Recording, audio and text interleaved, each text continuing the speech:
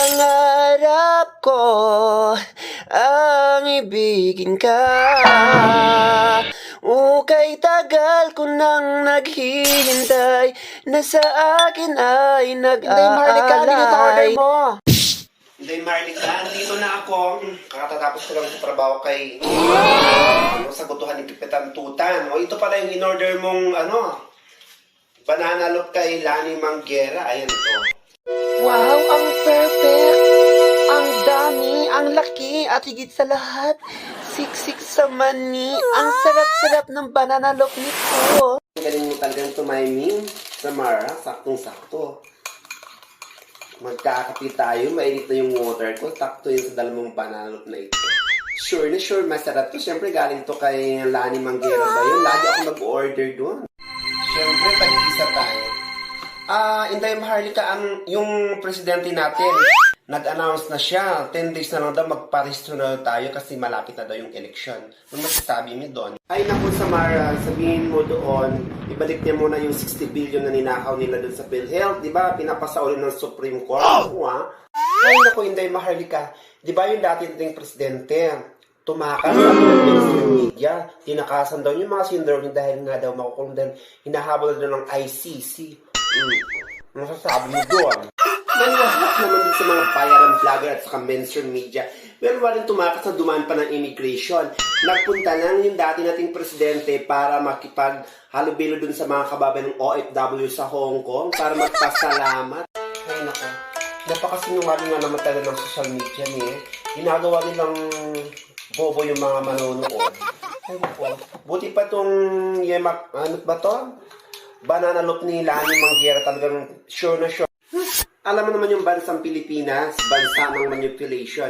Ang tao kasi sa Pilipinas, minamapulate. Kapag hindi kami namakuhang i-manipulate, sisilahan kanila. Parang si Raquel Di Maculangan, gagawain niya yun. Sa bagay, ito kasi si Raquel Di Maculangan, talagang isinira na mahilig talaga manira ng kapwa yan. Kaya, dapat mag-iingat tayo sa mga taong manipulator. Oo, kailangan magkaagad maniwala sa mga mainstream media kasi mga troll siya ng presidente natin ngayon kasi kailangan nila bumawi kasi naalala mo yun nung nangangampanya yung presidente natin, talagang nagbibigay sila ng maraming pera. Ako nga naka 4,000 nga ako noon di ba? Alam mo yung pag maraming taong pinupuntahan, yung milyon-milyon, 1.5 bawat ulo noon. Kaya siyempre, babawiin nila yung mga nagastos nila during campaign. Kaya yung milyon, bilyon ang mga kinukurakot nila ngayon, pati tayo na damay. Kaya mag-ingat kayo dyan sa mga close ng presidente natin, puro kasi nungalingan yan. Dapat nga kunin nila dyan si Raquel Di Maculangan. So dahil dyan, ang haba na ng kwento natin, no? Ang sarap talaga ng banana loaf ni Lani Malyari. Kaya dahil dyan, magbibigay ako ng panibagong lucky numbers nationwide for March 11, 2025. To all the winners of our summation sa ating 3318. So here in Tarlac City, so nagbigay nga tayo ng 1034. So ginawa nga natin 10 and 28 pero ginawa pa rin ni Mar Rojas ng 1 itong 28. So if you don't mind, kung nanood kayo, binigay ko yung 1034. Kaso nga lang, ginawa pa rin ni Mar Rojas ng 1 ang 28. So, nasoma tayo guys. So, narito na ang ating panibagong sumada for March 11, 2025.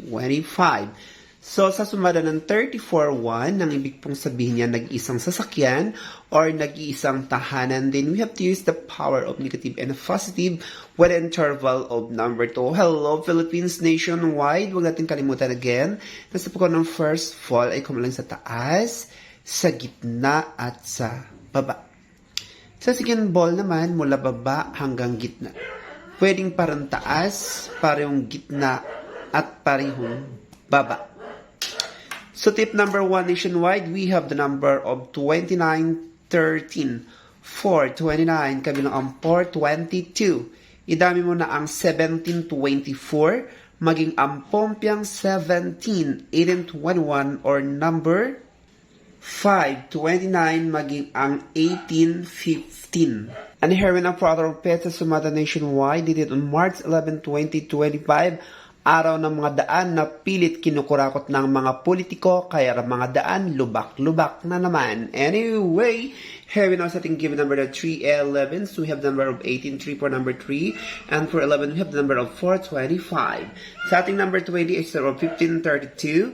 Sa ating 25 is the number of 1024. So our first lucky number, we have the number of 2129, where I get the 2129 because 18 plus 3 equals 21. 4 plus 25 equals to 29. And for our second lucky number, we have the number of 1734 because of 17 minus 32 equals 17. And of course, 10 plus 24 equals to 34. So our second lucky number, we have the number of 1734. And here we know for our strongest number for today, March 11, 2025. Araw ng mga daan para sa tagumpay. Of course, 21 minus 29 equals to 8. And 17 minus 34 equals to 17.